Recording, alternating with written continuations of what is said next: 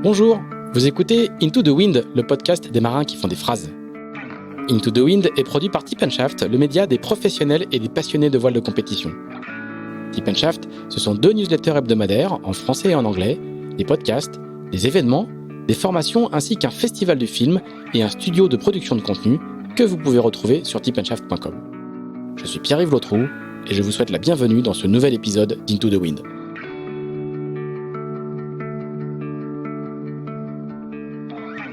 Salut Yves Leblevec. Bonjour Pierre-Yves. Merci de nous recevoir pour ce 2e numéro de Into the Wind, le podcast de Tip & Shaft. Alors on est dans une maison dans les faubourgs de la Trinité, on va dire. On est dans une période un peu paradoxale. Nous on est au chaud, il faisait beau jusqu'à il y a pas si longtemps que ça, une belle journée d'automne. Et puis on a plein de petits camarades qui sont en train de se faire bien bastonner en ce moment même, parce qu'on est le mardi après le départ de la route du Rhum.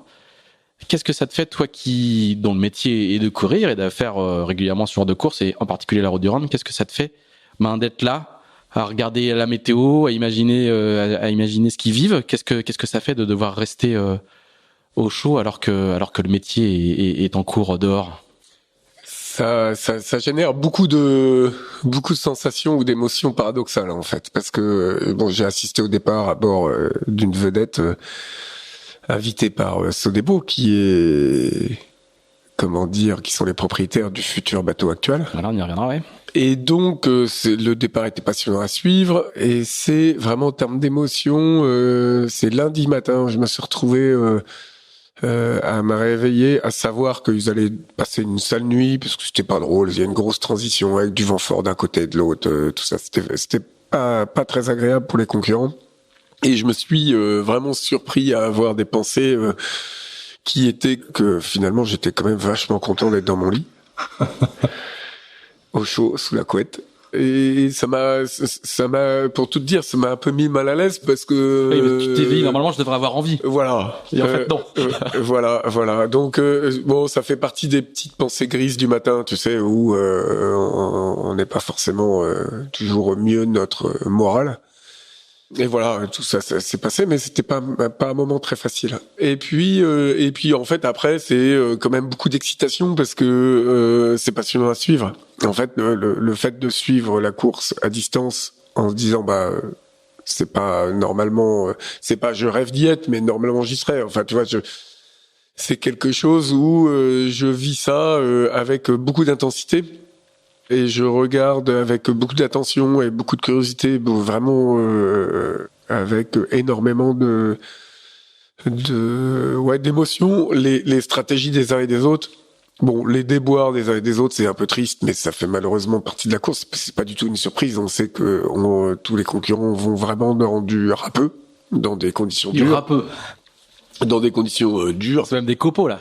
Et donc la probabilité de casse sur le nombre de bateaux, elle est réelle. Donc c'est triste pour ceux sur qui ça tombe. Mais c'est pas du tout surprenant ni inquiétant tout ça, parce qu'il y en a plein qui passent et qui se battent.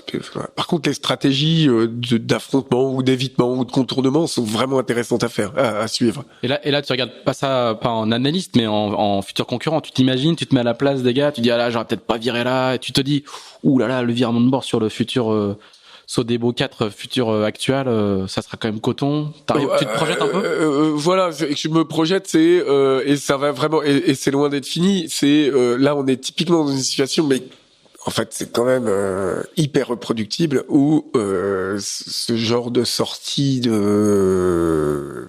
d'Atlantique Nord là pour aller vers les Alizés, on se retrouve souvent dans un choix à faire où quand tu fais tourner les routages, parce qu'on a tous des outils de routage, des polaires, des trucs et des fichiers météo qui marchent bien. Le truc qui t'envoie au nord des Açores à faire des virements des fronts, des machins, des trucs, et puis tu dis non, là, je vais essayer une route un peu plus sud, et puis la route un peu plus sud, elle te colle 24 ou 36 heures de retard à l'arrivée. Donc on fait quoi? Parce que la route théorique plus rapide, elle est tentante parce qu'on a envie d'arriver le premier, mais à la fois, si c'est prendre le risque de tout démolir, enfin de démolir le bateau, c'est pas bien. Mais il y a un truc dont on sait qu'on va dégrader, en tout cas, sinon démolir ou dégrader, c'est la vitesse du bateau. Donc en fait, le calcul super facile sur l'écran de ton ordi, là, dans la vraie vie, c'est pas ça. Il y a 2-3 paramètres en plus, quoi. Voilà. Et ça, c'est vachement intéressant, justement, à regarder quels sont les choix des uns et des autres. Et à la fin, qui va gagner à la fin, parce que c'est vraiment intéressant, et puis de voir ça avec un petit peu de recul, forcément, au chaud, au coin du feu, c'est vraiment intéressant, c'est vraiment passionnant, parce que on a évidemment des machines sur lesquelles on navigue qui sont extraordinaires, et puis on a des outils d'analyse et de stratégie qui sont hyper performants. Et presque plus le bateau est rapide et plus nos outils d'aide au choix sont perfectionnés et précis, plus c'est compliqué en fait. Parce qu'en fait, l'éventail des possibles, il est toujours aussi important et les choix sont vraiment compliqués à faire.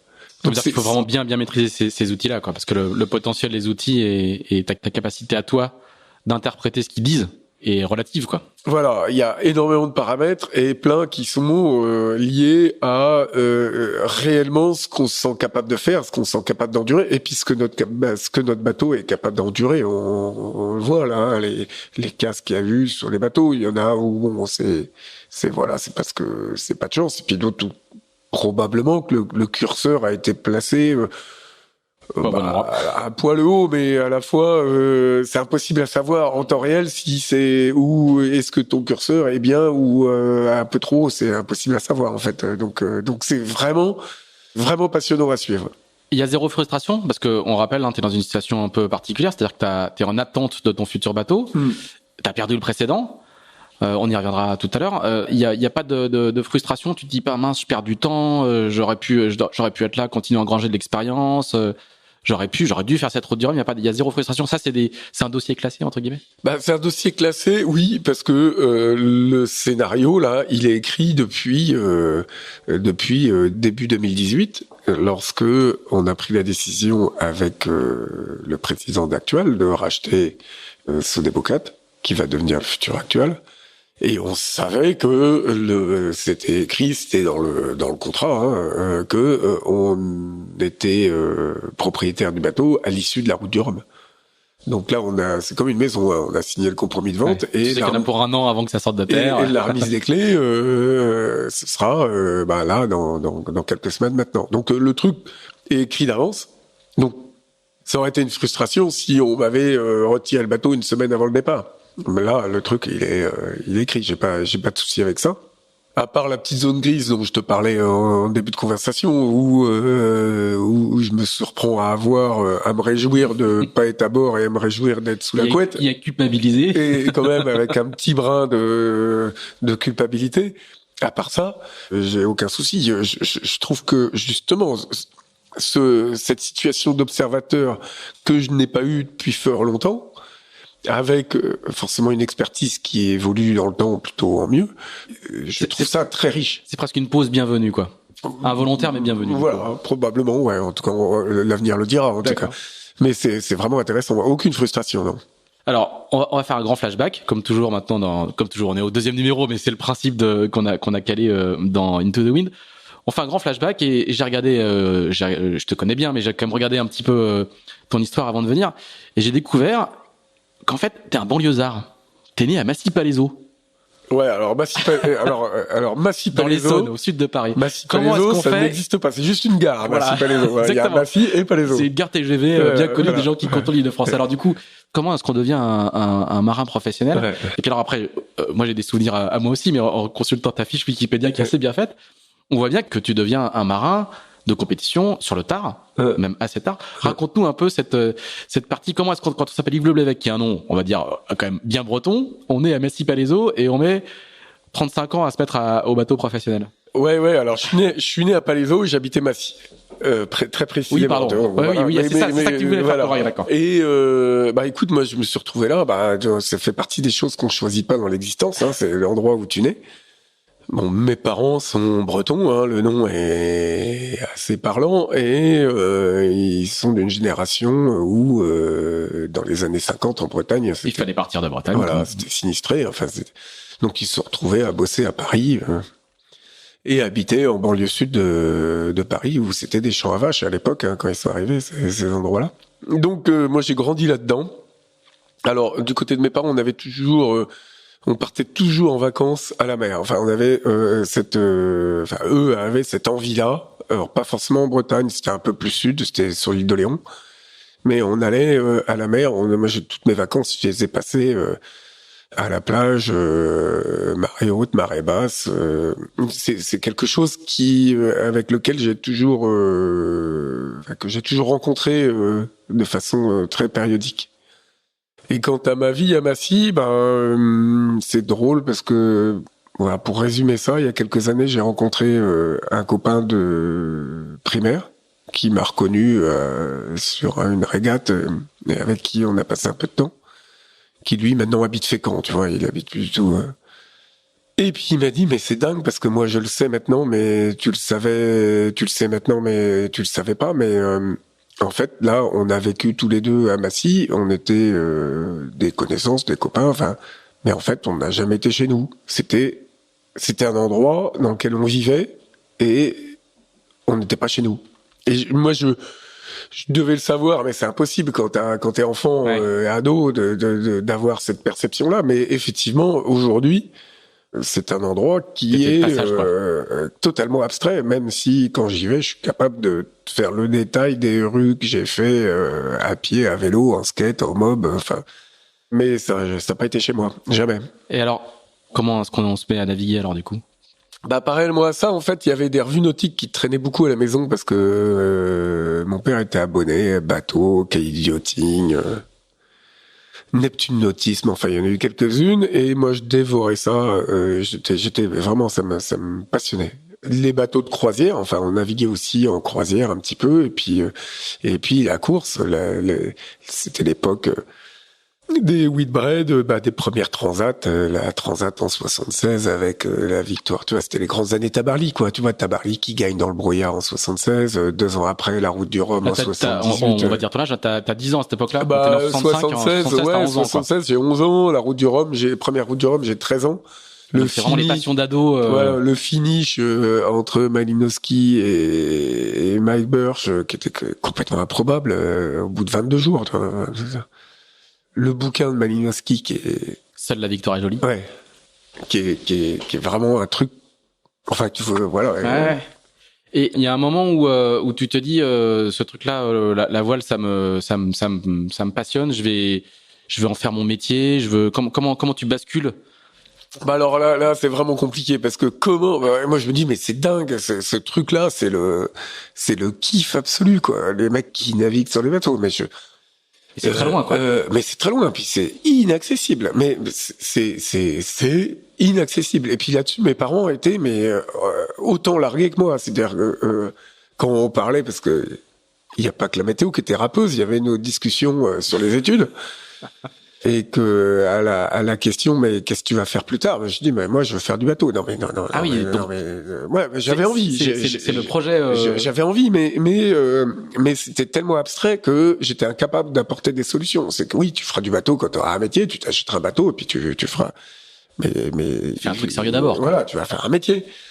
Et ça, c'était pas facile, hein. Ça a pas été des moments faciles. Et puis on savait pas par quelle boule prendre le truc. Bon, toujours est-il que l'environnement de la banlieue m'était vraiment néfaste, plein d'égards. Enfin, j'ai passé des sales moments là-bas. Et il y a un moment, on a convenu que c'était raisonnable que j'aille finir mes années lycée à La Rochelle, parce que du coup, entre-temps, on a eu un bateau de croisière qui était basé à La Rochelle.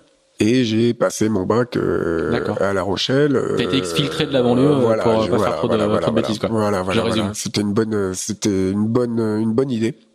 C'est une période d'excès, d'adolescence là où du coup j'ai quand même réussi à arracher un bac dans la douleur et je savais mais vraiment pas du tout que faire et je voyais pas.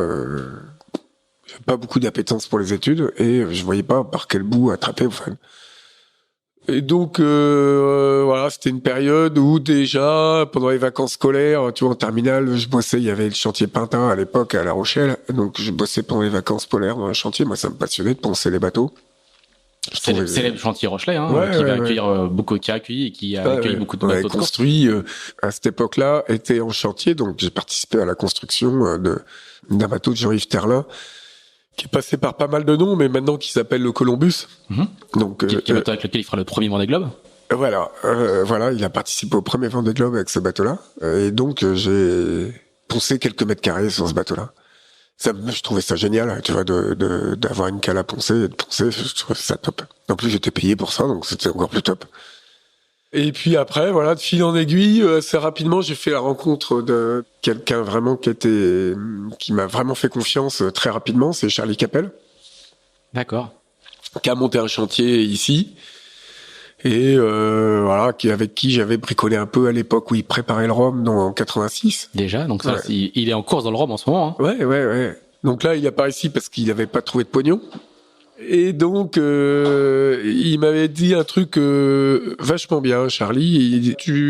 J'avais bricolé pour lui, je préparais son bateau, et puis il me dit bon, tu sais pas faire grand chose, mais t'as l'air plutôt sympa. Donc si tu veux. Tu peux bosser avec moi, mais je te préviens, j'ai pas de sous. Donc là, je te nourris, je te loge, mais tu seras payé, mais quand j'aurai des sous. Mais pas maintenant. Donc si je trouve de l'argent, un sponsor, tu seras payé, et si je trouve pas d'argent, tu seras payé, mais ce sera plus long. Donc bon, je trouvais que la façon de poser les choses me paraissait honnête. Donc j'ai bossé avec lui, il a pas trouvé d'argent, donc j'ai pas été payé, enfin pas tout de suite.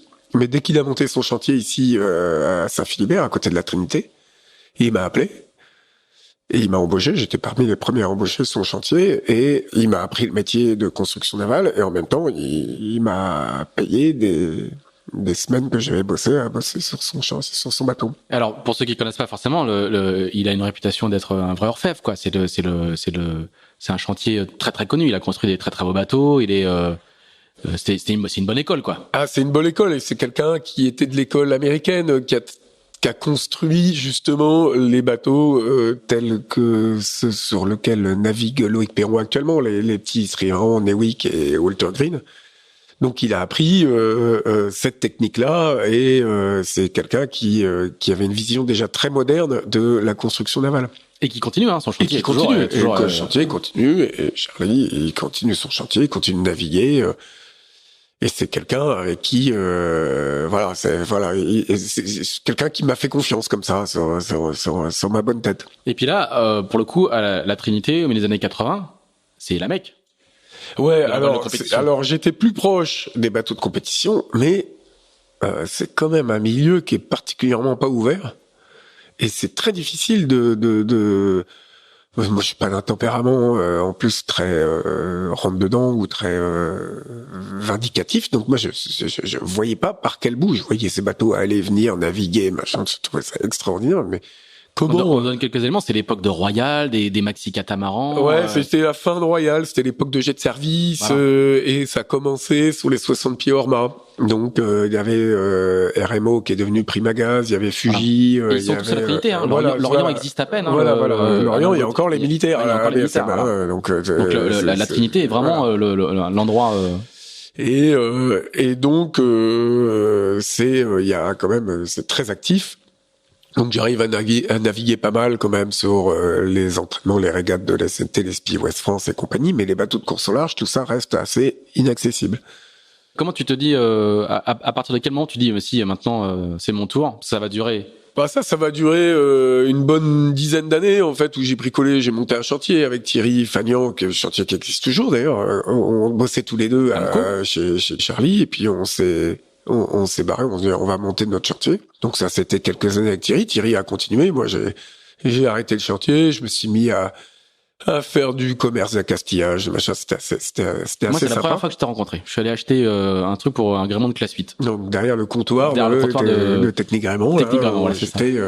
Donc c'était assez sympa. J'ai appris pas mal de choses, notamment à organiser un peu mon travail, hiérarchiser les tâches, parce qu'il y avait pas mal de jobs, il fallait s'organiser. Et puis voilà, dans les années 2000, il y avait différents événements perso. Une femme qui s'en va, une maison qui brûle, enfin tu vois, des trucs, deux, trois, des trucs de la vie. Et puis je me suis dit bah voilà, en fait ce que je fais c'est bien, mais je suis en train de rater, je suis en train de passer à côté quelque chose qui me fait rêver. Donc j'ai démissionné. Je me suis retapé un petit bateau, un micro bateau de croisière avec lequel je me suis baladé un petit peu, un maraudeur, tu vois, qui est quand même le plus petit bateau de croisière qu'on puisse imaginer. Et puis j'ai recommencé à bosser là dans les bateaux de course, et c'était l'époque il y avait The Race, tu vois, la course montée par Bruno Perron, et était passé quelques mois auparavant à la Trinité Club Med, qui était le premier des 3 maxi catamarans construits pour cette course-là par Multiplast. Et je me suis retrouvé un peu par hasard, parce qu'il fallait que je bosse quand même à un moment donné, à être embauché à Cherbourg sur la fin de construction de Team Adventure, où là c'était vraiment une aventure déjà parce que on était quand même un peu à la bourre, et puis on bossait pour les Américains, où c'était la planète Mars. Alors à l'époque, il y avait un très grand chantier à Cherbourg qui était JMV, qui était le. Et là, après les chantiers bretons, c'était le grand chantier de. Voilà. Grand et puis, chantier de composite. comme Multiplast n'avait pas le temps de construire les 3 bateaux à suivre, ils avaient sous-traité le 3e à Cherbourg. C'était incroyable. On s'est bien marré. Donc il y avait dans l'équipe, tu vois, il y avait Yann Eliès, il y avait Lionel Lemonchois, il y avait Alvar Mabir, en fait. Donc tout ça voilà, quelques bons caractères. Donc c'était marrant. Et puis je voyais tout l'équipage. Moi j'étais embauché comme boatbuilder, comme constructeur de bateau, comme constructeur de bateau pour mes compétences en composite. Et puis quand j'ai vu l'équipage arriver petit à petit, je me dis mais moi j'avais aucune expérience de navigation, aucune. Mais quand je voyais les mecs qui arrivaient, bon, à Yann Eliès, à Lionel, il y a pas de souci. Mais il y avait des gens, notamment des gens issus de la Coupe d'América ou de la Volvo qui arrivaient sur ces multicoques. Ils étaient mais d'un environnement complètement différent et assez peu adapté en fait à ces bateaux-là. Et donc j'avais été voir Cam Lewis. Je dis mais là, moi je revendique une place à bord parce que je pense que enfin ça me fait rêver, ça me fait kiffer, et puis je pense que je peux apporter vraiment à ton bateau. C'est plus raisonnable pour vous. Et puis là, il me dit de façon très pragmatique à l'américaine que je vais pas te le dire en anglais parce que je sais pas un super accent, mais que bah non, moi je suis embauché comme boatbuilder et puis je serai boatbuilder et puis tu resteras boatbuilder. Et je resterai boatbuilder. L'américain est pragmatique. Les sorties d'entraînement, le machin, il y a pas de problème. Au contraire, je suis bienvenu, mais l'équipage, c'est pas toi. Ok. Donc au retour de The Race, dans une mémorable traversée des Pyrénées à vélo, j'ai décidé de casser ma tirelire, acheter un bateau et faire la Mini. Nous voilà, début 2001, que tu connais aussi. Je connais. Et donc, il se trouve que j'achète un bateau à mon ancien associé Thierry Fagnan, qui avait un bateau, un plan finaux au fond de son chantier. Le 151, qui avait été entièrement désossé, déshabillé et qu'il fallait reconstituer. Donc j'ai passé 2-3 mois dans le chantier à bricoler tout en essayant de chercher de l'argent. Et je me suis retrouvé à la première édition de la Select, à quelque chose comme au mois de mai, je pense. Début mai, à prendre pour la première fois le départ d'une course en solo. J'avais fait en tout pour tout comme entraînement solo le convoyage entre la Trinité et Pornichet, parce que évidemment on était à la bourre. Et puis me voilà parti pour ma première nuit en solo, mes premières naves, tout. C'était un peu d'air, hein. Moi c'était pareil, il y avait du nord-est. Il y avait de l'air, ça caillait, ce machin, ça. Tu choisis la Mini, c'est un vieux rêve de gamin, tu ouais, fais ça parce que c'est le début ou en fait la Mini chez Fagnan vous aviez vu passer beaucoup de bateaux, c'était la grande spécialité du chantier de Voilà, c'était ça. Et puis moi dans mes lectures de revues nautiques là, dès la première édition en 77 et puis celles qui ont suivi, je dévorais les interviews, ce que les uns les autres racontaient. Enfin je trouvais ça mais mon rêve, c'était un jour de pouvoir naviguer sur un de ces bateaux-là. Juste, enfin, tu vois, même pas de participer à une course, mais juste de faire une sortie. Et donc, voilà, j'arrive à construire le truc. Il se trouve que cette Select-là, je finis 3e, dis donc, parce qu'en fait, j'avais aucune expérience de navigation au large, mais j'avais quand même une jolie culture maritime, ce qui fait que j'ai plutôt bien navigué. Enfin, j'étais le premier surpris. Et alors là, parce que t'en parles comme ça, mais c'est le début d'une histoire d'amour qui dure encore. Je sais pas si on peut parler d'histoire d'amour, mais en tout cas une relation au Mini voilà. qui... Ah oui, avec le Mini, ouais. Voilà. Ah, ouais, je parlais pas de quelqu'un, je parlais de la avec de le cette Mini, classe, ouais, de ces bateaux. C'est quelque chose. Moi, voilà, j'ai découvert ce que je pressentais dans la lecture des premiers des revues nautiques qui parlaient de la Mini. Je l'ai vraiment trouvé en naviguant et en intégrant le circuit Mini, la communauté Mini, même on peut dire. C'est-à-dire ce mélange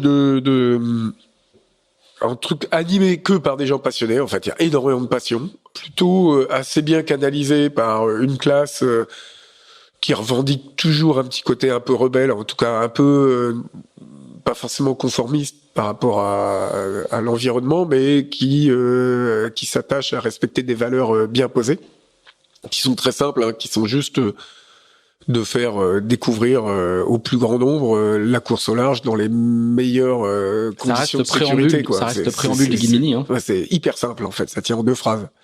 Après tout le reste c'est des conséquences, mais c'est ça qui est important. Et c'est toujours ça aujourd'hui. Hein. Et voilà, de me retrouver acteur de ça. Donc une saison 2001 où je me suis vraiment éclaté, quoi. Ça enchaînait plusieurs courses, la qualif hors course, la mer d'Irlande, le machin. Moi, j'ai jamais traversé la Manche, j'avais jamais, tu vois. Alors c'est la première année où il y a les systèmes de qualification. Ouais. Puis j'étais parmi les premiers à obtenir ma qualif officielle. C'était un truc. C'était la première année où il fallait faire les 1000 milles, aller virer Königsberg, où il y avait encore un bateau-feu à l'époque. Voilà. Et voilà, c'était quelque chose de vraiment super fort. Enfin, c'est des super souvenirs. Et là, pour le coup, tu changes de monde parce que d'un seul coup, tu bascules dans une carrière de marin professionnel. Tu retournes pas derrière le comptoir d'un magasin de Castillage. En fait, là où j'ai vraiment ça enchaîne assez vite quand même. Voilà, là où j'ai vraiment changé de monde, c'est que pendant la Mini, parce que j'avais toujours un doute quand même. Je me dis bon ça me fait bien marrer et tout ça, mais quand même là, tu vas traverser l'Atlantique. Et puis t'as 35, ouais, j'ai 35 ans. Ouais. Je suis pas un enfant. Tu vas traverser l'Atlantique en solo, méfie-toi quand même, tu te réjouis, tu fais le malin, mais si ça se trouve, ça va te gonfler, quoi. Et avant de te réjouir, garde-toi cette possibilité de dire à la fin, bah non, finalement, c'est pas pour moi, quoi. Tant que tu l'as pas fait, tu peux pas savoir. Enfin, et j'ai ce souvenir très précis de l'arrivée au Brésil où, en fait, on longeait les côtes, en plus. À l'époque, on va dire, faut pas trop s'approcher et tout, donc je longeais les côtes en les voyant à peine. Et puis t'as un dernier empannage au petit matin, là, et tu rentres dans la baie de Bahia. Et tu rentres dans la baie de Bahia. Et puis là, je me dis, au moment de poser le dernier empannage, je me dis, mais putain, c'est déjà fini. Enfin, j'étais content d'arriver, hein, j'étais content d'aller goûter la caipirinha, mais je me dis, si c'était l'arrivée à Rio ou à Buenos Aires ou à plus loin, moi, ça m'irait, mais parfaitement, quoi. J'étais, mais t'étais dans ton élément, quoi. Impec. Ça aurait pu durer des jours et des jours en plus. Ce qui est pas le cas ce qui est pas commun à tous les marins, hein, paradoxalement. Oui, il y a plein de marins de coureurs pro et de très très bon niveau qui sont pas forcément bien en mer, hein. Oui. Mais là, moi, je pensais que c'est important de le préciser. Moi, c'est vraiment un truc. Et puis, je suis arrivé, alors, je suis dit 5e de la Mini. Bon, c'est honnête. Mais surtout, je me suis dit à ce moment-là, bah là, il faut que, voilà, j'ai envie de continuer, quoi. J'ai envie de continuer tout de suite. Dès qu'on est rentré en France, je passe un coup de fil à un copain qui était à l'époque, t'avais Geronimo qui faisait le tour du monde en équipage. Je me dis, un tour du monde, là, ça m'irait bien. Je file un coup de fil, savoir où ils en sont de la constitution de l'équipage. Il dit, bah, nous, c'est complet, mais, appelle Bruno Perron, là, il vient de monter un projet avec Orange. Je sais que ça bouge, donc j'appelle Bruno, qui comme d'hab super pas chaleureux, hein, c'est pas un grand chaleureux, mais qui me dit oui peut-être machin, viens toujours, mais à tes frais. Ce qui semble un peu surréaliste aujourd'hui, c'est-à-dire qu'aujourd'hui ces équipages-là sont bien verrouillés, c'est entraîné. À l'époque, même sur des gros projets comme ça, c'était encore, ça reste open. C'était encore open, et ce qui l'intéressait, en fait, déjà, il avait vu, parce que tout le monde, ça c'est toujours le cas aujourd'hui, tout le monde suit les mini, hein, où on voit ceux qui font une jolie mini, globalement, ils sont quand même Ils sont draftables pour la NBA, ouais, quoi. ouais, parce qu'en fait, c'est des gens forcément qui naviguent correctement, mais il faut pas savoir que bien naviguer, il faut juste aussi être capable de mener ton projet, tu vois, c'est quand même bon signe. Il y a du potentiel, quoi. Ouais. Et donc puis il a repéré ça, quoi. Voilà, il a repéré ça, puis en même temps, on se connaissait un petit peu parce que j'avais coupé un de ses bateaux. C'était l'époque où on coupait, rallongeait les bateaux assez souvent, donc on s'était croisés et mes compétences en composite l'intéressaient. Donc je lui dis non, mais moi j'y vais pas pour bosser en chantier. Hein, oui, non, mais t'inquiète pas, on parle bien d'équipage, mais il me faut un référent composite. Donc je me suis retrouvé enrôlé dans l'équipage, et 3 mois après... T'es quand même le gars qui passe donc de la mini, première expérience, au trophée Jules Verne, Maxi Catamaran, quoi. Et on a... La promotion éclair, quoi. Là où j'avais fait, tu vois, franchi l'équateur en mini, peut-être au mois d'octobre, je l'ai refranchi au mois de février en maxi, en équipage, à 3 fois plus vite. Là, c'est sûr que donc c'est là où ça a basculé, en fait, hein, quand je suis revenu de cette aventure-là, avec un record en poche, à l'époque, en 64 jours, hein, on la ramène pas trop, hein, c'était... mais quand même, c'était fait. Et là, dans l'équipage, parce que j'avais regardé, je me souviens plus de l'équipage de 2005, mais 2002-2005, il a un petit peu changé, mais il y a du beau linge, quand même. Là, moi, j'ai l'impression que tous les gens qui ont navigué sur Orange, on voit, après, il y a sur le bateau, je sais pas si c'est 2002-2005, mais sur le bateau, il y a Sébastien Josse, il y a Stam, il y a du très beau linge. En fait, on se fait un sacré carnet d'adresse, quand même. Et vous gardez des liens, des liens entre vous, après, qui sont très, très forts. En 2002, il y avait, Seb Josse, il y avait Yann Eliès, il y avait Pépèche, Philippe Péché, tu vois, qui est parti sur le tour du monde, hein. Et il y avait Jean-Baptiste Épron, JB Épron, ouais, avec qui j'ai toujours des relations amicales. Et bon, il y avait plein de gens, et c'est vrai que ça fait c'est une histoire. On est reparti en plus après en 2005. Avec le même noyau d'équipage, il y avait également Renan Le Goff, qui est moins connu du grand public, mais qui a navigué sur énormément de bateaux. Et on est reparti en 2005 après avec Orange 2, avec ce même noyau d'équipage. Donc on avait un noyau, et le reste des coureurs étaient un peu cooptés par ce noyau-là. Et il y avait beaucoup de monde, hein. C'est des gros équipages encore à l'époque. Il y a 13 à bord. 13 ou 14 personnes. Ouais. Au milieu, quand je regarde ma petite fiche, au milieu, il y a un Figaro. Ouais. Raconte-nous un peu cette expérience, toi qui n'a pas fait tes classes en voile légère, qui est pas figariste pour dessous. Ouais. Et en fait, comment tu vis cette expérience-là? Alors en 2002, à bord, il y avait tu vois, il y avait Gilles Chiori aussi, qui a pas mal navigué en Figaro. Il y avait Yann Eliès, il y avait Seb Josse, qui racontait des histoires de figaristes, là. C'était drôle, enfin, tu vois, parce que forcément, on raconte des histoires. Donc moi, ça me faisait quand même pas mal envie, tout ça. Ça doit être sympa.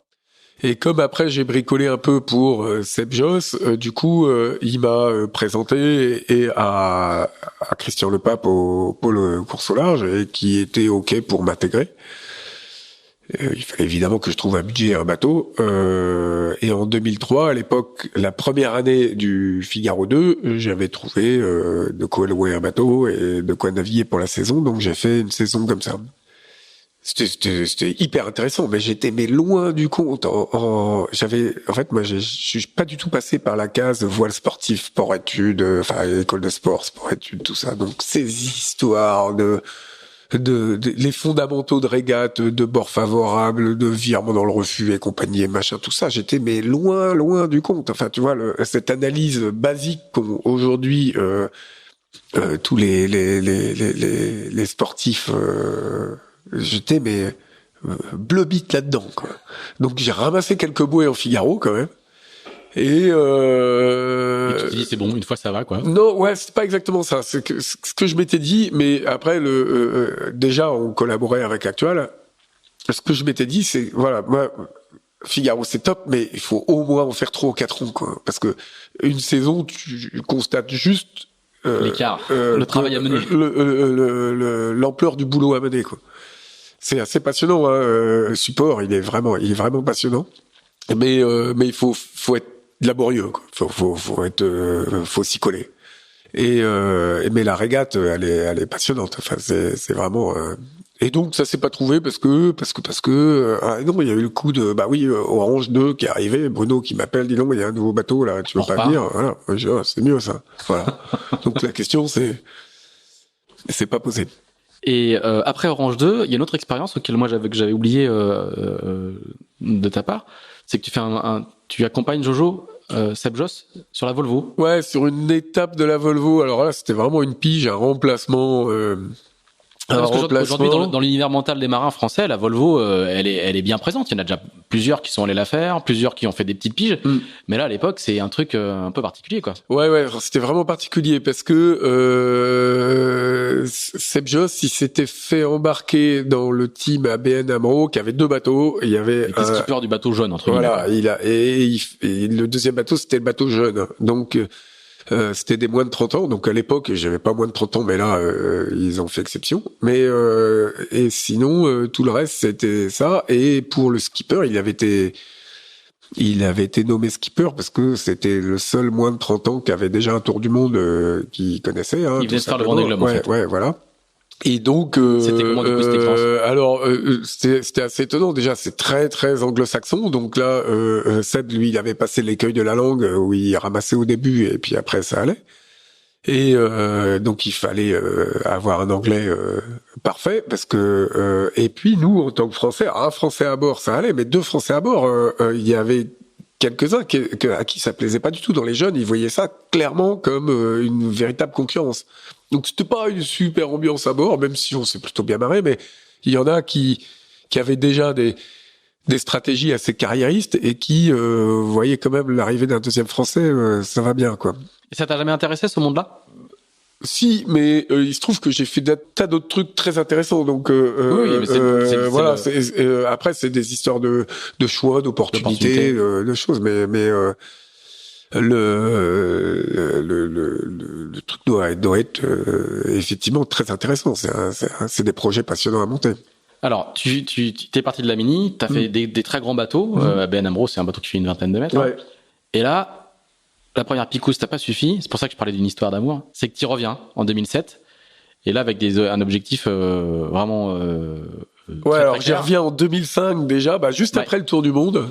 Moi j'avais un super job chez Orange sur le bateau. J'étais boat captain du bateau. J'étais le boss du bateau parce que Bruno il était le patron du projet, il était patron du bateau quand on était en course. Mais sinon, au quotidien, on avait une paix royale. Enfin, c'était top.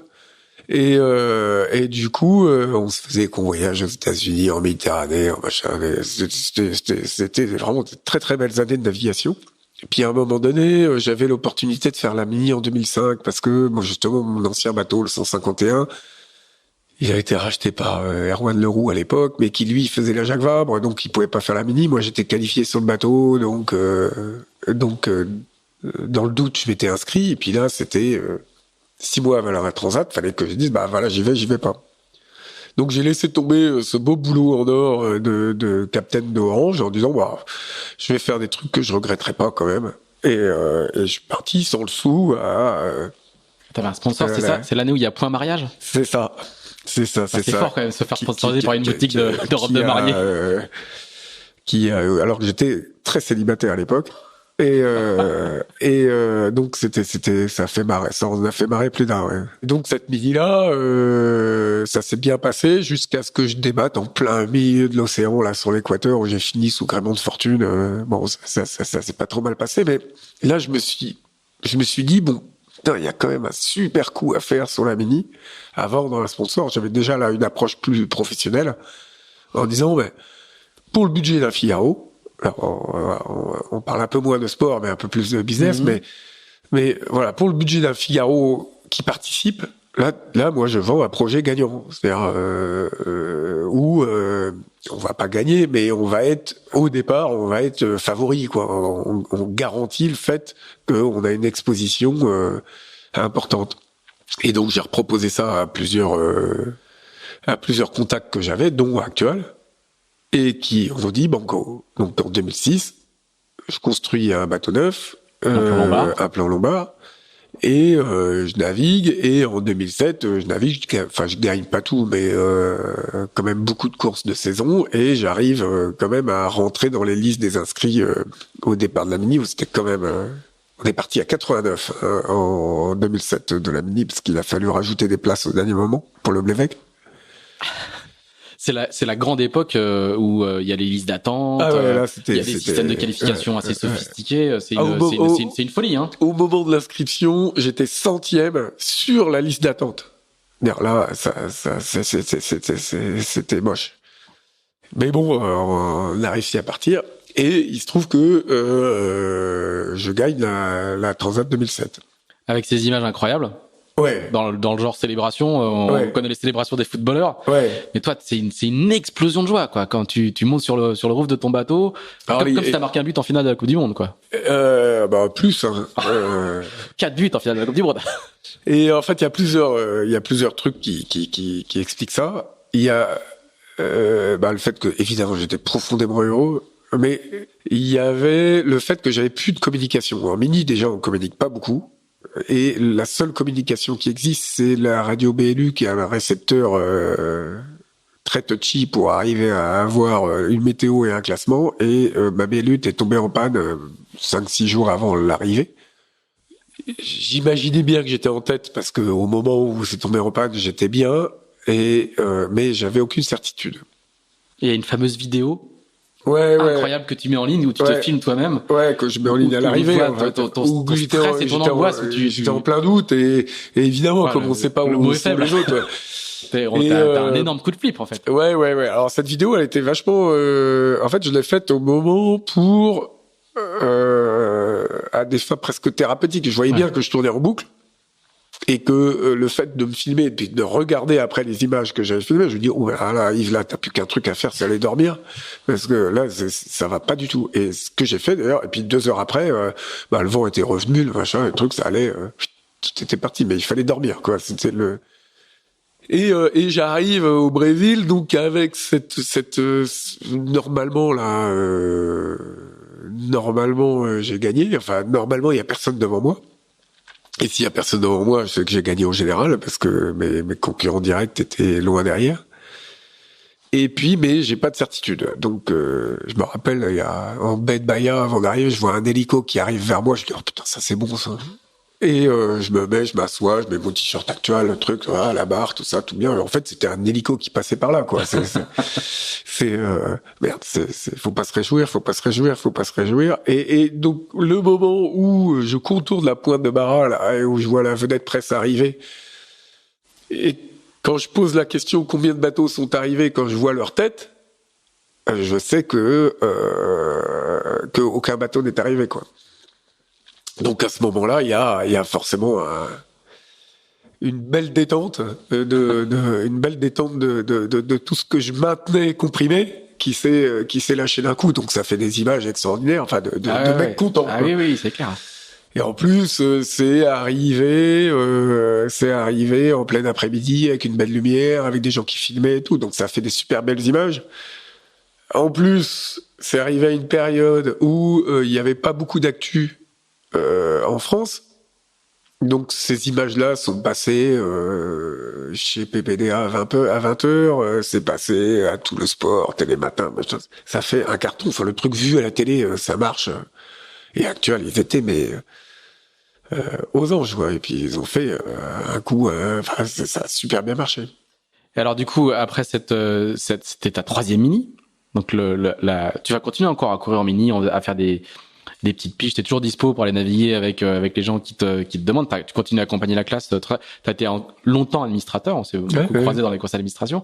Mais là, tu vas changer de classe avec une nouvelle classe, et qui à la fin des années 2000 est en train d'émerger, qui sont les multi 50. Raconte-nous un peu parce que t'as jamais fait de multicoque. Enfin, si, t'as fait Orange 2, pardon, mais qui est un bateau quand même très très différent. Qu'est-ce qui fait que tu vas là-dedans? C'est une classe qui existe à peine. Il y a 2-3 bateaux, pas plus. Qu'est-ce qui fait que tu décides d'aller dans cette classe-là et comment ça se passe? Ben déjà, j'ai eu à l'issue de au Brésil, hein, il y avait l'équipe l'équipe actuelle qui était là, et sur une plage entre deux caipirinhas, ils me disent bon bah là, faut que tu nous proposes un truc pour la suite. Ils me donnent une enveloppe de budget.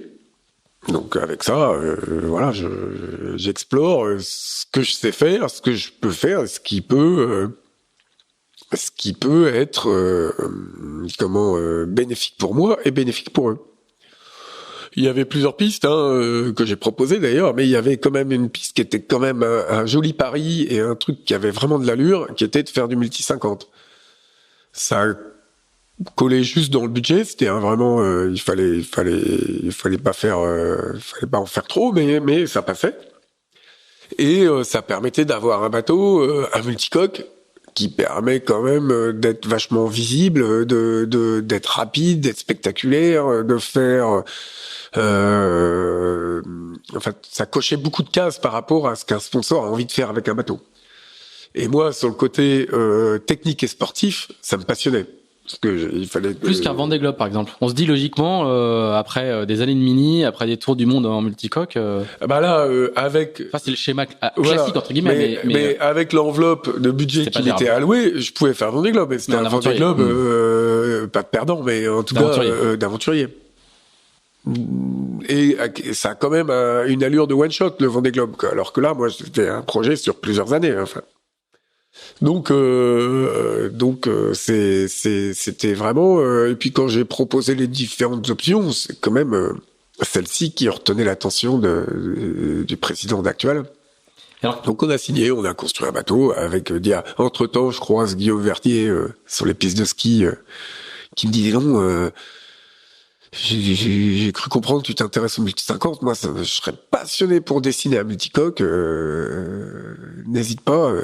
Guillaume Vernier n'était pas ce qu'il est aujourd'hui. Enfin, il venait tout juste de faire les premiers monocoques avec les PLP. Oui. C'était oui. C'était pas encore la gloire, mais oui. C'était le début. Donc voilà, on est parti quand même dans des directions dans une série assez inconnue à l'époque et avec un architecte dont c'était le premier multicoque. Et alors. Moi, j'ai eu la chance de courir 2 saisons avec toi. Je vais pas faire toutes les courses, mais plusieurs courses. Donc c'était merveilleux. C'était très sympa. Qu'est-ce que tu retiens de toutes ces années? Parce que il y avait un petit air de mini dans cette classe-là. Il y avait beaucoup d'anciens de la classe mini.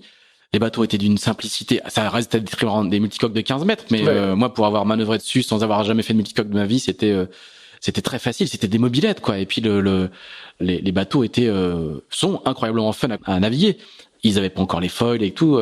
Qu'est-ce que tu retiens de toutes ces années? Parce que tu vas passer pas 10 ans, mais 8 ans dans cette classe. Alors c'était vraiment passionnant parce qu'au départ, j'ai abordé ça comme un projet mini, c'est-à-dire que c'était moi la pierre angulaire du projet. C'était à la fois skipper, constructeur. Bon, j'avais 1 ou 2 collaborateurs, mais assez peu. Enfin, l'idée, c'était vraiment de travailler avec une toute petite équipe. Et puis, au fur et à mesure du programme qui s'est un peu densifié et du niveau qui est un peu monté, l'équipe s'est structurée. Et ça m'a appris là sur le tas toute cette notion qui est super importante dans les projets course au large aujourd'hui, qui est la gestion du projet. Au-delà d'être un bon sportif qui fait aller le bateau vite, le bateau ne peut aller vite ou le sportif ne peut bien s'exprimer que si l'ensemble du projet est à la hauteur du sportif. Donc c'est un ensemble de choses à faire avancer en même temps. Et tout ça s'est construit petit à petit. Et en effectivement 7-8 ans de multi 50, j'ai construit une expérience, une compétence de gestion de projet, de chef de projet, project manager, hein, comme on dit, comme on peut dire, chez les anglo-saxons, et qui est complètement passionnante et qui a énormément évolué. Et autant la navigation sur les bateaux a toujours été la même et tout aussi passionnante que on s'est vraiment structuré à ce niveau-là. Dans l'équipe, c'est pour ça que je parlais d'histoire d'amour avec la Mini au départ. Dans ton équipe, le noyau dur de l'équipe est toujours le même aujourd'hui. Après quelques heures, c'est Sandrine Berthaud qui est ta compagne, qui a fait la Mini, et Ronan Dehaye, qui a été boat captain, puis maintenant il est responsable technique après quelques allers-retours, et qui lui aussi a fait la Mini. Et quand on naviguait dans les années 2000 sur ton bateau, il y avait que des ministres. Alors, et aujourd'hui dans le team actuel, il y a un peu moins, mais il y a quand même quelques gens qui ont fait la Mini. Et mais parce que on est dans un niveau de technicité bien supérieur, donc c'est un peu plus compliqué. Par contre, il y a un truc qui est sûr, c'est que moi j'ai besoin, naturellement, tu vois, on navigue, on fait des RP par exemple avec l'Ultime, là on fait, et puis j'ai besoin d'une ou deux compétences de gens qui savent naviguer et dont je veux qu'ils viennent déjà soutenir la navigation, enfin, et puis surtout avoir beaucoup d'enthousiasme, enfin d'être je sais où je vais aller taper les compétences, hein, parce que j'aurai des gens compétents et enthousiastes. Et pour moi, c'est hyper important, quoi, d'avoir, surtout dans des moments où on partage avec des personnes invitées à bord, d'avoir des équipiers qui sont contents d'être là et qui le communiquent. Ça me paraît. Ça vaut cher. Oui. Alors après, du point de vue sportif, les années multi 50, il y a le pire, des chavirages, un chavirage en tout cas, avec Jean Le Cam. Alors après une demi-journée de course, et puis il y a des victoires dans la Jacques Vabre. Voilà. Et la route du Rhum, elle se refuse un peu. Toi, c'est un peu plus dur sur la route du Rhum. Ouais. Alors ça marche pas tout le temps. C'est dommage. Là, il y a 4 ans, il y a vraiment des jolis regrets sur la route du Rhum, mais bon, ça marche pas tout le temps. Il y a eu un chavirage qui était quand même assez brutal, hein. Là, avec le recul, c'est la première course du bateau. Enfin, c'est la première grande parade du bateau. Et puis il y avait quand même une forme d'inexpérience. En tout cas, aujourd'hui, dans les mêmes situations et tout, je me ferais pas piéger de la même façon. Jean, c'est à sa façon aussi un peu fait piéger parce qu'il venait de l'Orma, qui étaient des bateaux beaucoup plus instables, beaucoup plus volages. Et il avait l'impression d'être sur un bateau inchavirable. Et puis en fait, non, il y a quand même une limite à un moment donné, quoi. Donc on s'était pris une belle boîte quand même. On avait planté les 3 étraves en même temps. C'était au large de Charbon, hein. Donc c'était 3 heures après le départ. Ouais. Moi j'avais volé, je sais pas par où, il faisait nuit, mais je m'étais pris un beau vol quand même.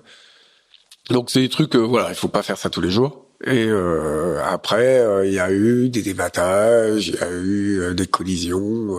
La vie, quoi. Voilà, la vie des bateaux, quoi. Des trucs des boulettes, quoi. Enfin, tu vois, des trucs plus ou moins évitables, plus ou moins, mais il y a une victoire sur la Jacques Vabre avec Sam. Sur la Jacques Vabre, une victoire sur une super course qu'on avait faite, qui était la Vendée Saint-Pétersbourg. C'était vraiment passionnant. Et puis quelques belles places, et puis des trophées. C'est vraiment une série. Aujourd'hui, moi, je suis convaincu qu'aujourd'hui, pour un sponsor qui veut aller dans la voile, le Multi 50, on est au meilleur rapport qualité-prix. Hein. On a un truc qui fait tout, qui coche toutes les cases. C'est vraiment une super expérience. Comment tu changes de division? Comment ça se passe? Alors, Actual, avec qui l'histoire continue, c'est une boîte qui grossit aussi, hein. Alors, vous grandissez ensemble, littéralement. Voilà, le coup de pot avec Actual,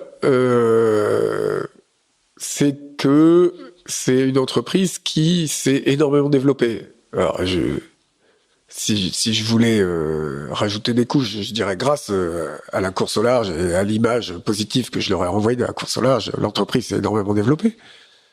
Et très honnêtement, je pense qu'il y a d'autres choses que ça, d'autres paramètres. Et Samuel Tuel, le PDG d'Actual, le dit. Hein, il dit on consacre un pourcentage du chiffre d'affaires, donc plus ça croît, plus on peut dépenser, ça nous sert. Hein. Voilà, exactement. Maintenant, ils exploitent fort bien et de façon très très lumineuse l'image positive, toutes les images positives qu'il y a autour de la course au large, toutes les valeurs qu'on défend, qu'on représente. C'est une société qui fait un chiffre d'affaires supérieur à Sodebo. Oui. C'est pas tout à fait le même métier, donc non, on a. Ça donne quelques indications sur la taille et la croissance de la boîte. Et donc il y a eu vraiment un moment qui était vraiment intéressant dans l'échange dans mon métier, là, de porteur de projet. C'était à l'issue de la Route du Rhum 2014, où là, il était convenu que, de toute façon, le Multi 50 était à vendre et que le projet s'arrêtait. Enfin, le projet Multi 50 s'arrêtait. Et d'ailleurs, il y a plein de gens qui ont transformé ça dans les titres en disant Actual arrête le sponsoring, ce qui n'était pas l'objet. Mais par contre, ça a permis à Samuel Tual, le président d'Actual, de mener une réelle réflexion en disant voilà, demain, j'ai un projet Actual 2020 avec des objectifs. Quelle communication je vais mener pour compléter ces objectifs-là et sur quel support. Donc, il a exploré tout ce qui était possible à faire en passant par les abribus, les spots à la télé, et en revenant en disant quand même le sponsoring sportif, c'est quand même intéressant parce qu'on fait comme pas mal de choses, c'est une belle image, il y a plein de choses sympas qui passent. Très bien, très bien, très bien. Ouais, mais tu sais, dans le sponsoring sportif, on peut faire du foot, on peut faire des trucs. Ouais. Mais bon, la course au large, c'est bien quand même, ça fait bien. Donc, au bout de la conversation, je suis passé un peu par toutes les couleurs. Bon, bah voilà, Yves, présente-nous un projet, là, 2015-2020, où on veut vraiment, là, exister, quoi. On veut rentrer dans la dimension nationale que prend le groupe actuel. Donc, en filigrane, c'était, propose-nous un truc quand même plus ambitieux que Multi 50. Donc j'ai proposé plein de choses. Et à ce moment-là, t'avais à vendre Sodebo 3 parce que donc l'équipe Sodebo avait construit Sodebo 4 là, sur la base de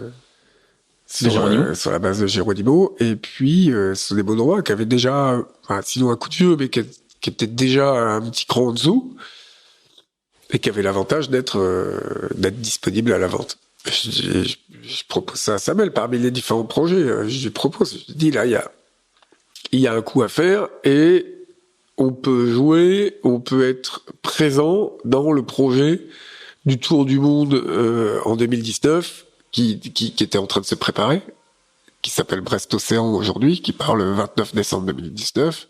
Et voilà, on peut se donner comme objectif d'être au départ de cette épreuve-là, qui sera un événement majeur dans l'histoire de la course au large. C'est la première fois qu'il y a des courses, un tour du monde en multicoque, en solitaire, sans escale, en course. Et être au départ, ça c'est de l'allure. Et quand tu proposes tous tes projets, c'est celui qui a ta préférence ou ils sont tous à égalité? Après en face, qu'est-ce qu'il y avait? Il y avait un projet Multi 50 qui servait de référence. Mais je savais qu'il allait pas être retenu, mais c'était intéressant d'établir cette référence-là. Il y avait un projet Vendée Globe, mais on n'avait pas là à l'époque. C'était un projet Vendée Globe qui pouvait ressembler à celui de Yann Eliès. C'était un projet avec un bateau de génération d'avant où sur un malentendu tu peux faire un podium, mais voilà, tu gères pas mieux, mais ce qui est bien, mais c'était voilà, il y avait ça. Et puis j'avais un peu exploré les pistes de le Tour de France à la voile qui venait de changer de format et qui passait en multicoque, et donc à proposer tu vois, une écurie Tour de France à la voile, tu vois, quelque chose un peu. Donc du coup le Tour du monde à Brest Océan, c'était toi ce qui t'excitait. Ouais, moi ça me plaisait énormément.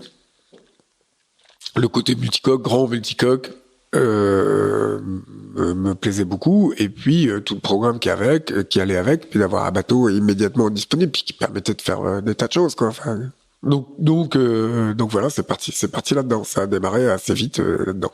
Et alors, du coup, parce qu'il faut bien proposer quelque chose à des sponsors, alors que le circuit est quand même à l'époque peu étoffé, il est en train de s'étoffer, mais peu étoffé. Tu pars sur ce projet de Tour du monde à l'envers.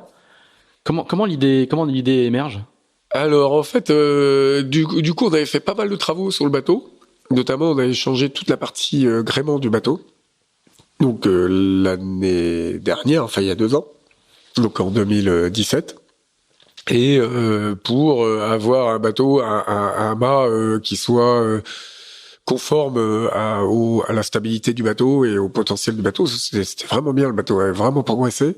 Et puis moi j'avais besoin cet hiver 2017-2018 d'avoir une navigation en solitaire longue, engagée, et qui permette aussi de relever un défi. Enfin, tu vois. Donc j'avais proposé l'été 2017, j'avais proposé plein de trucs. Il y a des records à prendre dans le Pacifique, il y a des trucs. Enfin, tu vois. Juste, je t'interromps juste, mais on voit bien que être un marin professionnel aujourd'hui, ça demande d'être créatif, quoi. Parce que quand on voit le nombre de propositions que tu as dû faire, presque théoriques, quoi, pour avant d'arriver à construire des projets. Est-ce que c'est Samuel Tual qui fonctionne comme ça, qui est ouvert et qui dit allez, viens avec ton ordinateur, envoie-moi un PowerPoint ou Moi, j'ai l'impression que c'est vrai. En fait, moi, je vois mon métier en me mettant à la place du sponsor. Le sponsor, lui, il est convaincu que le sport, que la course au large va lui apporter une belle image et va lui apporter, que sa marque va être portée avec des beaux messages. Mais il y connaît rien. Et moi, mon job, moi, je suis le sportif, je vais naviguer dessus, mais je suis aussi l'expert. C'est-à-dire que je vais dire, voilà, avec ton bateau, voilà tout ce qu'on peut faire. Et puis j'avais synthétisé le message, tu vois, en mettant des petits curseurs, plus, moins, ça c'est bien en sportif, c'est un peu moins bien en com, ça. Avec des étoiles. Voilà, ouais. ça va coûter une blinde, voilà, enfin, tu vois, je donne je m'interdis aucune réflexion et puis je mets des curseurs en face et puis on discute des choix. Je savais, en proposant parmi les différentes propositions, il y avait cette affaire de Tour du Monde à l'envers qui lui cochait toutes les cases. Et je savais bien qu'avant de le proposer, il fallait que je me le sois approprié et que je me sente capable d'y aller, parce que je savais que ça allait être, que évidemment, c'était celui qui allait être retenu. Enfin, connaissant le tempérament du président actuel, j'imaginais bien que ça allait lui plaire. Et effectivement, rendu à celui-là, ça lui a plu. Alors, tu pars, ça se passe bien jusqu'au Horn. Raconte-nous un peu ce moment. Alors, si t'y arrives, oui, raconte-nous un peu ça fait partie des choses à avaler, hein, mais alors je pars. Alors c'était quand même très étrange ce départ parce que je me suis rarement retrouvé avec autant d'inconnus au moment du départ. On s'était préparé de façon très sérieuse, très rigoureuse avec l'équipe. Parallèlement à ça, on a monté vraiment une super équipe dans le team actuel. Donc la préparation était parfaite. Enfin, j'avais hyper confiance dans le bateau sur lequel je naviguais et puis la rigueur qu'on avait mis dans la préparation. Il n'empêche que au moment de quitter la Trinité, là, je faisais vraiment pas le malin parce que c'est trop loin, quoi. C'est trop. Je partais pour 90 jours. En fait, ça dépasse ce que j'étais capable de m'imaginer. C'était trop loin, tu vois. Donc c'était assez inconfortable comme situation. Et donc rapidement, j'ai vu ça un peu comme l'histoire d'une montagne, tu vois. Tu pars, tu t'imagines gravir l'Everest. Tu pars de Katmandou, tu vois je sais pas si on voit l'Everest de Katmandou, mais tu vois le truc, le triangle noir là tout au fond, le truc, non, mais là, à pied là-bas là, jamais quoi. Même pas t'y penses. C'est trop loin, trop haut. Et puis petit à petit, tu te dis bon, on va pas raisonner comme ça. On dit ce soir on campe là. Et puis demain on verra. Et en fait ça s'est passé comme ça. C'est que j'ai construit mon quotidien. Ma vie s'est construite de ce que je naviguais chaque jour. J'ai pris les choses à chaque jour, sa tâche, chaque jour. Et puis très rapidement, je me suis senti hyper bien. Le bateau était complètement préparé, très bien préparé. Je me sentais bien. J'ai réussi à trouver une belle cadence de navigation. Il s'agissait pas d'aller trop vite parce que l'essentiel était de boucler le tour donc ça marchait bien, mais c'est des bateaux qui vont vite, hein, donc ça fait vite des belles moyennes, mais j'attaquais pas, je naviguais vraiment en phase avec le bateau. J'étais très à l'écoute, ça bricolait pas mal parce que forcément il y a plein de choses qui se mettent un peu en place et tout. C'était vraiment un moment de navigation, là, 3 semaines de navigation entre le départ et le moment où je arrivais dans le détroit de Le Maire, là, au plus sud de l'Amérique du Sud. C'était vraiment des super moments de navigation. Et à ce moment-là, là, quand j'arrive en bas, là, j'étais au top, en pleine forme. Le bateau, il était nickel. C'était mieux qu'au départ, même, parce que j'ai ajusté les petits trucs à la fin. Moi, j'étais vraiment en pleine forme. Et puis, voilà, là, on passe. Je peux pas être de meilleures conditions pour affronter ce morceau quand même dur, qui est le franchissement du Cap Horn, avec un endroit où notre route est complètement contrainte. C'est le seul endroit du parcours où t'es obligé de passer par là. T'as pas le choix. Et puis comme dans l'autre sens, les dépressions qui arrivent, les vents forts, ils ont pas le choix de passer par là non plus. Donc il y a quand même une rencontre qui peut être pas très sympa. Et effectivement, on approche du Cap Horn, je savais qu'il allait avoir du mauvais temps, du vent, de la mer, que j'avais déjà eu un peu avant, donc ça me faisait pas plus peur que ça. Et puis je savais qu'il fallait pas aller vite, qu'il fallait faire le dos rond. Donc j'ai réduit la voile tranquillement, quand il n'y a pas de mer, quand il faisait beau. Je me suis pointé au Cap Horn avec 3 riz et un tout petit tourmentin que j'avais fait spécialement pour ça. Et le vent est rentré hyper brutalement. Je voyais le grain arriver. Alors malheureusement, les photos ont été perdues avec le bateau, mais il y a eu des photos magiques de ces moments-là. Le vent est rentré hyper brutalement. Et c'est un endroit brutal. Hein, c'est un endroit. Et puis je suis parti au près dans 40 nœuds de vent et 5 mètres de mer. À essayer de franchir tout ça à vitesse la plus modérée possible. Donc, je naviguais entre 10 et 12 nœuds au près. C'était hyper inconfortable. Ça bougeait énormément, mais je savais, voilà, j'avais vraiment un truc dur à passer. Là, c'était la tombée de la nuit. Je savais qu'en fin de nuit, je plaçais un virement et puis j'avais un grand bord de près parallèle aux côtes du Chili où le vent allait mollir progressivement et puis après c'était une autre affaire, mais bon il y avait ces 24-48 heures dures à passer. Puis au bout de 6 heures, le bateau il est retombé dans une vague, ça fait crack. Même pas un crack assez franc, mais un petit comportement inhabituel. Et ce que j'ai clairement entendu, c'est le deuxième crack, c'est-à-dire c'est le bras arrière qui casse. Déjà, le bateau commençait à agiter de façon anormale. Où là, dans l'instant, j'ai compris que le bateau était en train de se casser. Enfin, le bras sous le vent s'est cassé, et donc le bras arrière a suivi très vite. Et le bateau a chaviré. L'espace de temps dont je te viens de te raconter là, ça y est, c'était fait. Donc il est resté quelques secondes posé sur son mât où là j'ai réussi à récupérer deux trois trucs. Et moi j'étais à l'intérieur du bateau, j'étais dans la zone de vie protégée. Et puis je me suis barré ce qui est. Et là t'es en TPS, t'es en. Je suis en bas tiré quoi. Et quand j'entends le deuxième crack qui est le mât qui casse et que là le bateau chavire du coup assez vite. Pour passer à 180 degrés, je plonge dans la trappe qui était une porte du coup parce qu'elle était verticale et puis je me retrouve, j'ai pas été mouillé d'une seule goutte hein, parce que j'ai vu le truc arriver. Sauf qu'au moment où le bateau se couche, c'est l'enfer, hein, il y a des alarmes de partout, toute l'électronique et tout ça gueule. Là, c'est difficile de trouver des environnements plus stressants où tu te dis là, il faut que je réfléchisse vite et bien et t'as des trucs qui te hurlent dans la tête en même temps. Enfin Et puis voilà. Il fait jour. Non, il fait nuit noire. Il fait nuit noire, bien sûr. Et puis je me retrouve, bateau posé à l'envers, au sec. Donc t'es dans la coque, je suis dans le plancher, je suis posé sur le plancher habituel de la zone de vie qui a il y a 2 étages en fait, voilà, dans qui est le au-dessus de l'eau, hein, c'est-à-dire que je suis complètement au sec. Là, c'est-à-dire hyper calme, parce que du coup, le bateau, il y a beaucoup moins de bruit, et puis il bouge beaucoup moins, hein, parce que j'allais forcément beaucoup moins vite. Et puis là, ça change forcément. En 10 secondes, l'histoire change du tout au tout, ou d'un truc qui était, je vais peut-être arriver à faire le tour du monde, où réellement c'était en train de prendre du sens.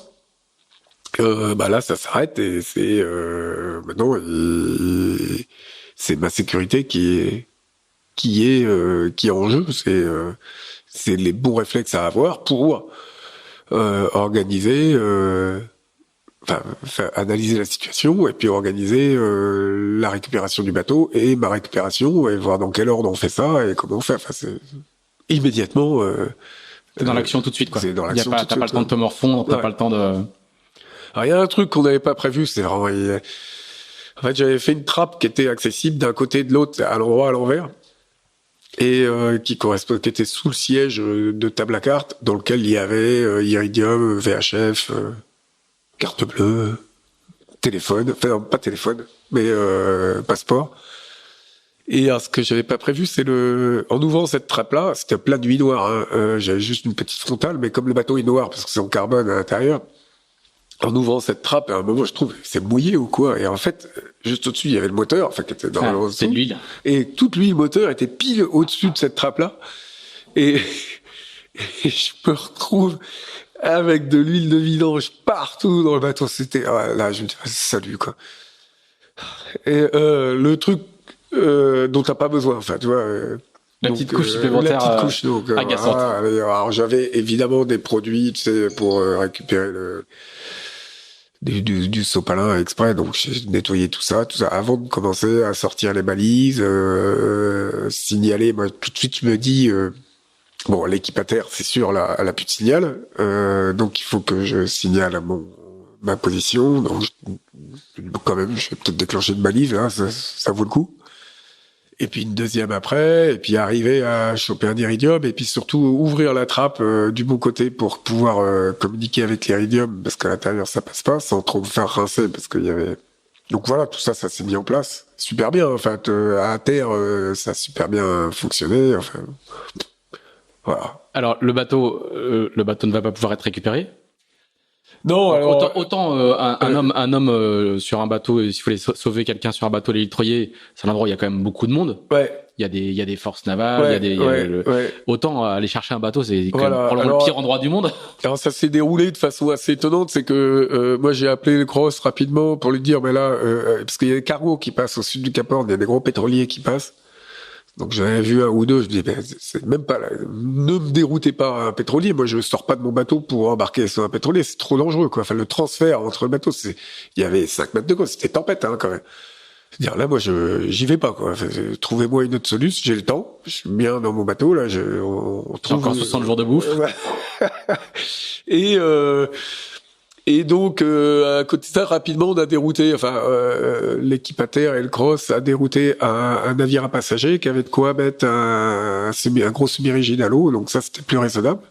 Et au moment où ce navire à passagers est arrivé, 12 heures après le chavirage, 10-12 heures après, le contact direct que j'ai avec eux et avec un équipier français qui était là, qui m'a permis de reboucler toutes les informations que j'avais transmises déjà, parce que j'ai été survolé par un avion de l'armée avant. Me dit, attends, bouge pas, nous on est prêts, mais il y a un hélico qui vient de décoller de Puerto Williams, qui est la base du Chili, là, et puis il est là dans un quart d'heure, donc je dis, ok, stand-by, et puis un quart d'heure après, j'étais exfiltré de mon bateau, et puis voilà, c'est d'une efficacité redoutable, quoi. Alors, du coup, le temps file, je voulais faire moins qu'avec Charles Caudrelier, mais je n'arriverai pas.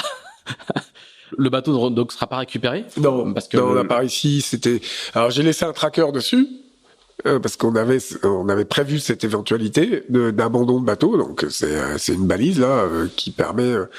comme on peut régler la fréquence des balises, elle peut tenir quasiment un an, tu vois, en envoyant une position... Il a arrêté d'émettre tous les 24 heures, ouais, au bout de 2 semaines, ça arrêtait d'émettre. Donc là, le bateau n'était pas simplement chaviré, il était cassé et chaviré. Donc, déjà, dans les 12 heures, j'ai passé à bord, ça se dégradait sérieusement, parce qu'à chaque vague, t'as le flotteur qui venait impacter la coque, ça faisait des trous, ça faisait des sales bruits quand même, c'était pas très agréable. Et puis, on n'a pas réussi à mettre en place une opération raisonnable qui permette tu veux dire financièrement raisonnable? Ouais, puis même des moyens raisonnables et puis de pas suffisant, tu veux dire? Ouais, suffisante, et puis de pas de pas mettre en danger d'autres personnes, parce que pour aller chercher un multicoque à l'envers, faut envoyer un gros remorqueur, enfin un bateau susceptible de le remorquer. Avant, faut des plongeurs pour libérer tout le gréement et tout. Là, plonger dans ces conditions-là, c'était bon. Sous là-bas, quand il fait beau, il y a juste 20 nœuds de vent, quoi. Et ouais, donc c'était vraiment compliqué. Donc on n'a pas réussi. On a essayé plusieurs solutions. On a cru qu'on allait trouver et tout. Puis il y a un moment donné où voilà, j'estimais que les chances de réussite étaient tellement minces par rapport au risque pris que c'était pas la peine. Alors, il y a même pas de moment de tergiversation. Il y a une solution de backup. Tu rentres en France, tu discutes avec Samuel Tual, et assez vite se dessine une nouvelle opportunité. Donc c'est quoi? C'est un sponsor fidèle et sérieux. C'est quelqu'un d'exceptionnel. Comment il pourrait dire bon voilà, c'est bon, j'ai fait le tour là, parce que le bateau n'est pas assuré. Oui. Donc petit détail. Donc il passe par pertes et profits et explique-nous un peu la trempe du bonhomme qui dit bah non, ouais. on va continuer quoi. Alors là, il y a un truc, parce que je te parlais d'apprendre à gérer un projet, mais il faut apprendre à être sponsor aussi. Enfin, tu vois, ça s'apprend. Et notamment, il y a quand même un truc qui est très simple, c'est qu'un sponsor, en fait, les valeurs sur lesquelles on communique, c'est les valeurs d'engagement, de risque,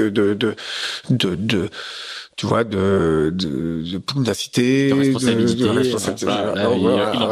Voilà. Et qu'à un moment, forcément, quand il y a risque, il y a la part du risque où ça marche pas comme sur le plan. Enfin, et alors là, pour le coup, Samuel Tual assume pour sa part, de façon pleine et entière, en disant, on a fait un truc, on connaissait les risques, ça n'a pas marché, j'assume.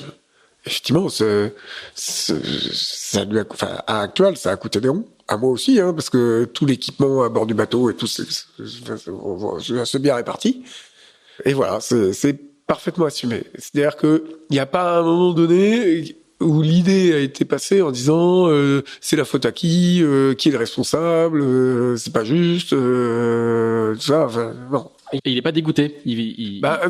Non, parce que il est convaincu que la course au large est un support qui apporte énormément à son entreprise. Et donc, on savait avant que Sodebo4 était à vendre. Donc, on s'était dit qu'on allait se poser la question au retour du Tour du Monde. D'accord. Donc, voilà. La réflexion était déjà entamée avant la perte du bateau. Ouais. Alors, les discussions auraient été tout autres, évidemment, mais voilà, il y avait ça, mais c'est effectivement très courageux et très volontaire de la part d'Actual de dire, voilà, on continue, quoi. On n'en a pas eu assez, là, on va s'en remettre. Alors, on reboucle avec le tout début de notre conversation, il y a bientôt 1h23. Tu vas à l'issue de la fin de la route du Rhum. Thomas Coville est en escale en Espagne avec des carénages de bras abîmés. Donc peut-être que tu te fais récupérer le bateau plus tôt, je ne sais pas. Tu vas te retrouver donc du coup au départ de cette course-là, le 29 décembre, dans un peu plus d'un an, dans 13 mois. Ouais. Avec un bateau plus gros, une équipe qui aussi grossit. Donc tu ne cesses de progresser en termes de taille de projet. Et paradoxalement, ça sera un bateau un petit peu. Tu vas être dans la même situation que tu étais précédemment avec le précédent actuel. C'est un bateau qui va aller un peu moins vite que les autres. Oui. Donc tu grossis sans pouvoir avoir de bateau qui vole et d'être collé à la flotte. Est-ce que ça génère de la frustration? Est-ce que c'est parfaitement assumé? Tu vas être au départ d'une épreuve exceptionnelle, une première. Comment tu vis malgré la taille qui grossit, le projet qui grossit, de rester un petit peu en décalage derrière les encore plus grosses écuries. Alors, dans l'ordre, déjà, l'opportunité d'être au départ de cette course-là, c'est un peu comme si on t'avait proposé d'être au départ du premier Vendée Globe. En fait, tu vois, la comparaison est justifiée.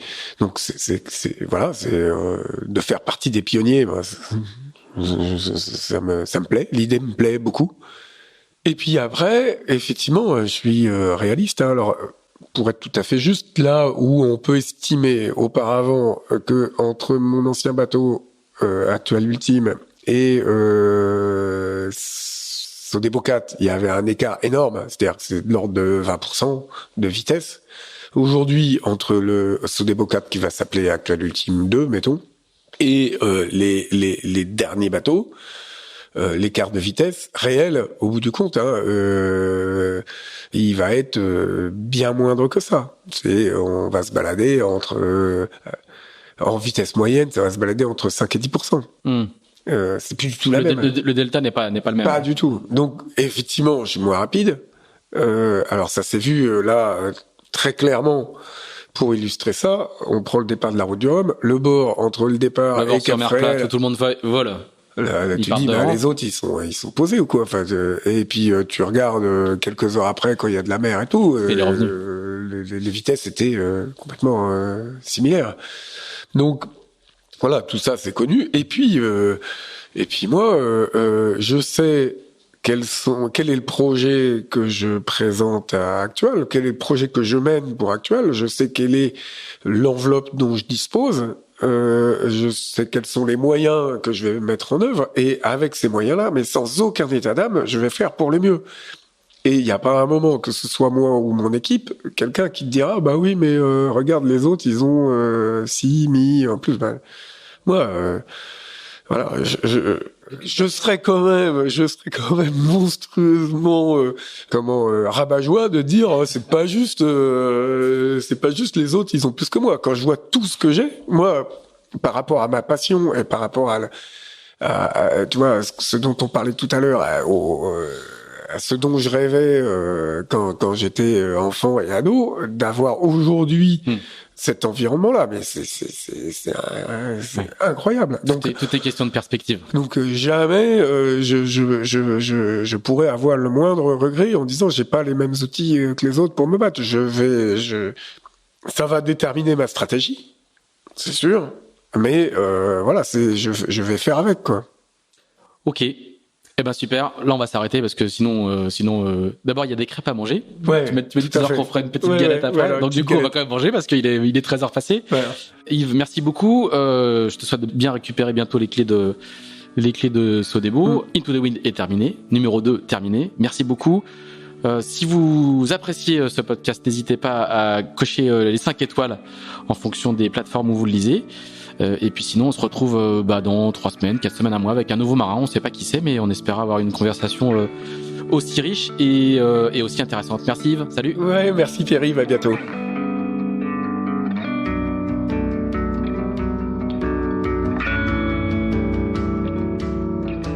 Merci d'avoir écouté ce nouvel épisode d'Into the Wind, produit par Tip & Shaft. Si vous l'avez apprécié, n'hésitez pas à le partager, n'hésitez pas non plus à nous dire ce que vous en pensez, en bien ou en mal. À bientôt.